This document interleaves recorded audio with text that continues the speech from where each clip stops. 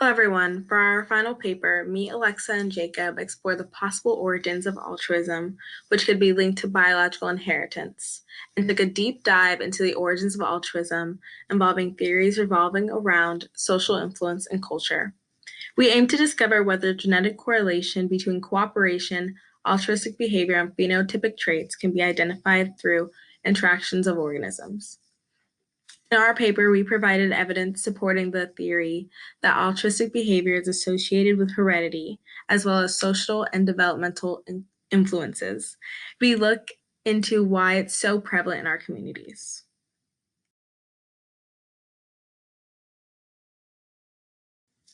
Many models, such as kin selection, sexual selection, reciprocal altruism, and prisoner's dilemma, have been introduced to show how altruism can be prevailed by natural selection in humans.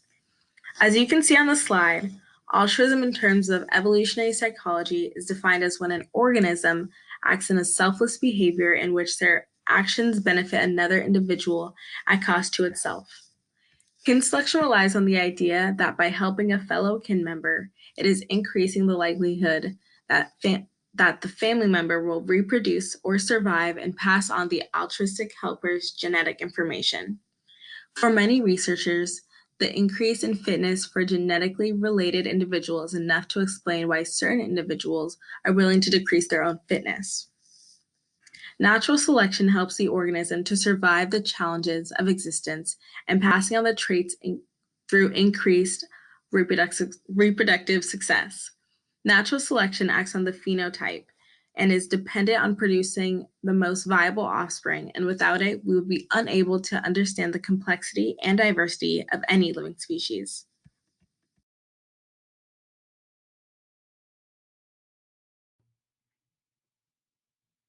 One of the articles cited in our paper sought to examine how the nature of altruism differed when it was directed at kin versus non-kin.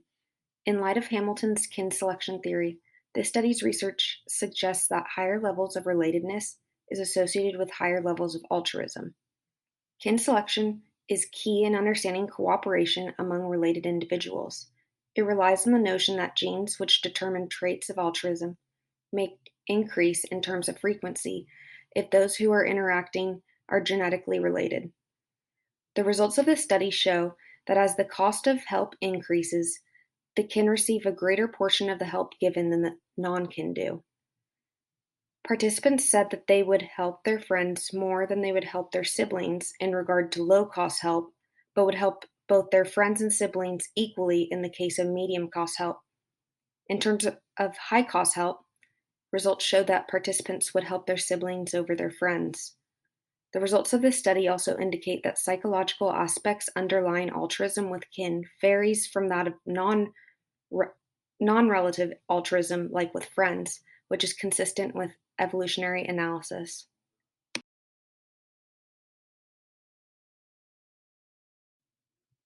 Another article we cited in our paper investigated if and how sexual selection affects natural selection, cooperation, and altruism.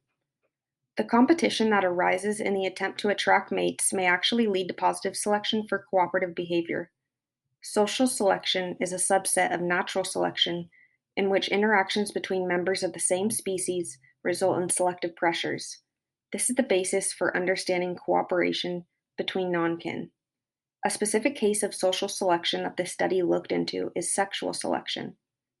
Sexual selection is described as the competition, often between males, for the ability to mate, which may have a positive impact on behavior related to cooperation. Tognetti et al. 2012 found that sexual selection appears to mostly influence men's cooperativeness with non-kin, while non-sexual social selection seems to be a principal cause of women's cooperativeness. Bogle et al. 2016 was another article we cited that investigated sexual selection as an explanation for altruism.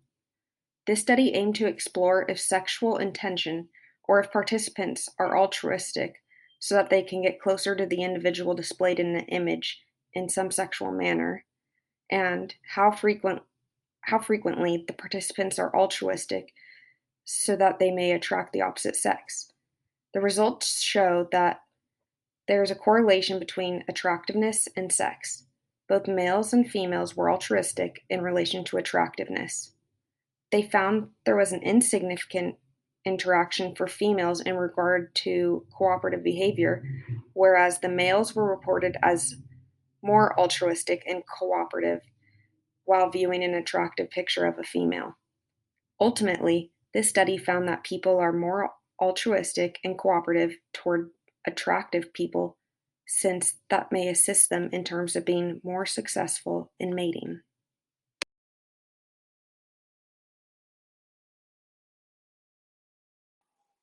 All right, so in this study conducted by Gummerman, they actually looked at the relationship between altruism and then in-group versus out-group and giving.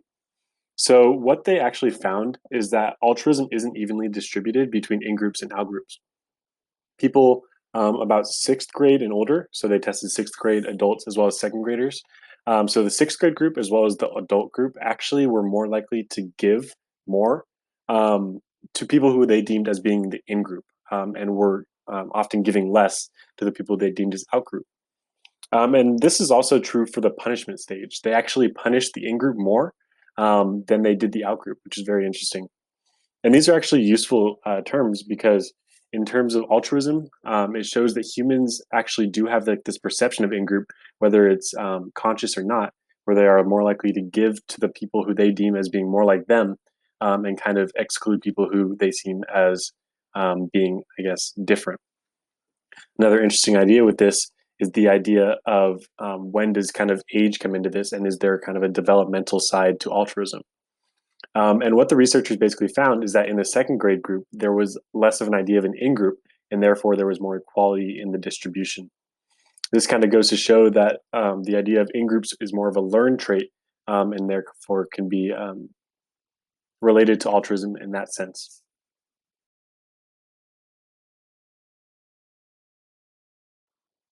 So for this last research article that we wanted to talk about today, this one actually combines the idea of altruism and empathy and kind of sees how they're related. So in this article by Klemecki, we look to see how empathy affects someone's altruistic behavior. In this one in particular, they actually look at empathy induction rather than self-reported empathy numbers by individuals. And so what they did in this one, there was three groups, a control group who was shown no video, a control group who was shown a video that was not meant to be empathetic, and then a group who was shown an empathetic video. And what they actually did after this was they saw how willing people were to give up money in an empathetic sense. So, like, if it were like a homeless person, how likely they were to give money to that person if they had just watched the empathetic video versus if they had not, versus if they had not watched any video at all. And what they saw was that those who had watched the empathetic video were much more likely to give, approximately 70%, compared to the other two groups, which were much lower, I believe, in the 30s and 40s, which kind of goes to show that empathy and altruism are highly correlated. Another interesting fact that they didn't really go too much into after kind of presenting it was the difference between the two control groups. One of the groups which did not see the video was about 30% of their earnings they would give to the less fortunate. And then the other one in the study who was shown the video, which was not empathetic, was actually given about 42% of their earnings. So just an interesting thing there that wasn't necessarily described in the research. According to our research, there is not one singular explanation for altruism. Altruism rather exists on a spectrum as a result of many factors. These include biological, societal, and psychological inputs, as well as a strong correlation to empathy. Altruism changes across cultures depending on the emphasis the society holds on giving and punishment. It also improves over time depending on the pressures applied to youth at certain times during their development. Despite the direct detrimental effects it has on the contributor, it still persists generation after generation in humans. One interesting aspect that should be looked at is the role of altruistic actions in relation to COVID-19. During the past couple of months, scientists have repeatedly suggested ways in which people are able to lessen the spread of the virus, but may decrease the immediate fitness of the altruistic provider. Examples of this include the financial loss associated with staying home, yet the outcome of decreasing the spread of the virus. Another possibility for further testing lies with the current American political climate. We wonder if the in-group and the out-group disparities will be enhanced due to the polarizing climate associated with the United States politics. We believe if continued experimentation into different aspects of altruism, the topic may be better understood in the upcoming years.